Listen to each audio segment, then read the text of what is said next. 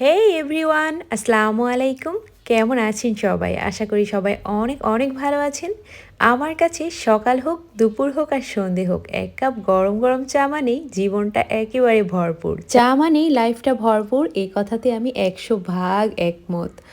আর আমি কিভাবে গরুর দুধ বা গুঁড়া দুধ দিয়ে চা তৈরি করি খুবই মজা করে রেস্টুরেন্ট স্টাইলে, সেই রেসিপিটাই কিন্তু আজকে আপনাদেরকে আমি দেখিয়ে দিব। চা এভাবে তৈরি করলে আপনার চাও হবে দোকানের মতো বা রেস্টুরেন্টের মতো অনেক বেশি সুস্বাদু এবং অনেক সুন্দর একটা কালার আসবে, যেটা দেখে আপনার মন চাইবে যে এক কাপ চা খেয়ে নিই।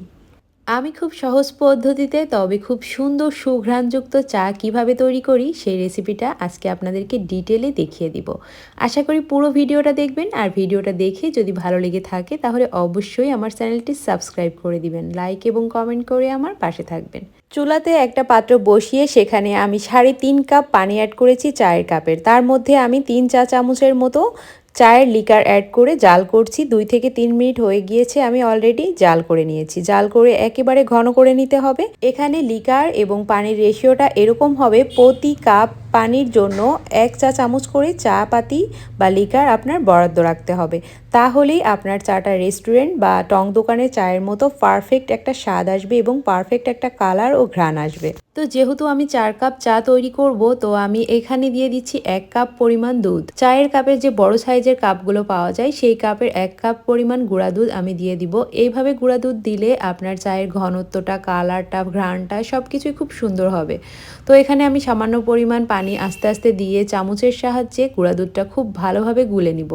আমি গরম পানির মধ্যে কোনোভাবেই সরাসরি গুঁড়া দুধটা দিয়ে দিব না, তাহলে কিন্তু চায়ের মধ্যে দুধটা দলা বেঁধে যাবে, কোনোভাবেই ভালো হবে না। তাই এভাবে দুধটা আগে পানি দিয়ে, কুসুম গরম পানি দিয়ে হালকা হালকা করে মিক্স করে নিচ্ছি, আপনারা দেখতেই পারছেন।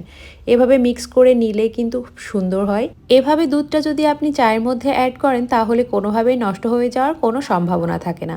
তো চা তৈরির আমি আরও একটি টিপস আপনাদেরকে শেয়ার করি, সেটা হচ্ছে আপনারা যদি গাঢ় লিকারের পারফেক্ট ঘন চাটা তৈরি করতে চান তাহলে অবশ্যই চায়ের পাতি দিয়ে অন্ততপক্ষে দুধ অ্যাড করার আগে গুঁড়া দুধ দিয়ে যদি তৈরি করেন সেক্ষেত্রে আপনার 5 মিনিট আগে লিকারটা জাল করে নিতে হবে। যে কয় কাপ চা আপনি তৈরি করতে চান সেই অনুযায়ী চামচ গুণে আপনার চায়ের লিকার অ্যাড করতে হবে, তাহলেই আপনার চাটা একেবারে পারফেক্ট হবে এবং রেস্টুরেন্ট স্টাইলে হবে। তো দেখুন আমি এখন কিন্তু দুধটা চায়ের মধ্যে অ্যাড করে দিলাম। এখন খুব সুন্দরভাবে অনবরত নেড়ে নেড়ে দুধের সাথে লিকারটা যেন ভালোভাবে মিশে যায় সেভাবে নাড়তে থাকবো। এভাবে নেড়ে দিলে কালারটাও খুব সুন্দর হয়, আর চায়ের লিকারের যে কালার সেটা সুন্দর মতো ছেড়ে দেয়। তো এইভাবে নাড়তে নাড়তে আপনি দেখবেন একসময় কালারটা আসতে শুরু করেছে। তো আমি মগটা ধুয়ে আরও একটু পানি অ্যাড করে দিলাম। এখানে আমার 4 কাপ পরিমাণ চা হবে। আমি সেই পরিমাণ চা তৈরি করার জন্য এইভাবে পানিটা অ্যাড করে দিয়েছি এবং দুধটা অ্যাড করে দিয়েছি। এভাবে তৈরি করলে দারুণ হবে। তো চায়ের লিকারের মধ্যে গুঁড়া দুধ অ্যাড করার পর আরও 1 মিনিট ফুটিয়ে নিয়েছি। এরপর আমি এখানে আরও 1.5 চা চামচ লিকার অ্যাড করে দিলাম। দুধ চার পারফেক্ট স্বাদ নিয়ে আসার জন্য অবশ্যই আপনার এই লিকারটা অ্যাড করতে হবে। যখন আপনার মনে হবে চাটা নামিয়ে ফেলতে হবে তার 30 থেকে 40 সেকেন্ড আগে অবশ্যই আপনি 1 চা চামচের মতো লিকার অ্যাড করে দিবেন। তাহলে চায়ের দোকানের পাশ দিয়ে যেতে গেলে যে একটা সুন্দর সুঘ্রাণ নাকে চলে আসে, সেই ঘ্রাণটা আপনার চা থেকেও চলে আসবে ইনশাল্লাহ। এভাবে চাটা তৈরি করলে খেতে দারুণ লাগে। এখন আমি স্বাদ মতো চিনি দিয়ে দিচ্ছি। আপনারা চায়ে যেমন চিনি খেতে পছন্দ করেন তেমন দিতে পারেন। দুধ চায়ের পারফেক্ট স্বাদ এনজয় করতে হলে অবশ্যই আপনার চিনির পরিমাণটা একটু কম দিতে হবে। একেবারে গাঢ় মিষ্টি চায়ে কিন্তু পারফেক্ট স্বাদটা পাওয়া যায় না। পারফেক্ট একটা স্বাদ আসতে হলে অবশ্যই আপনার চিনির পরিমাণটা একটু কমিয়ে দিতে হবে।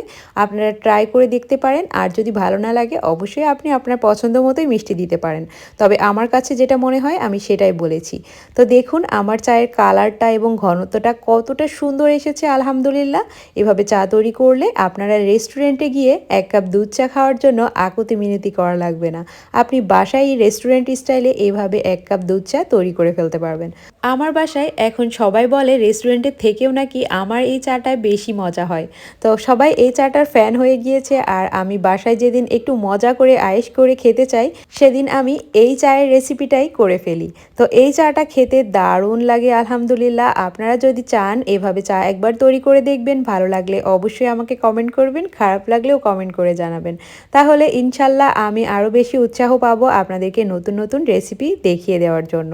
তো কেমন লাগলো ভিডিওটা কমেন্ট করে জানাবেন। আজ এই পর্যন্তই। সবাই ভালো থাকবেন, ভালো লেগে থাকলে চ্যানেলটি সাবস্ক্রাইব করে পাশে থাকবেন। আল্লাহ হাফেজ।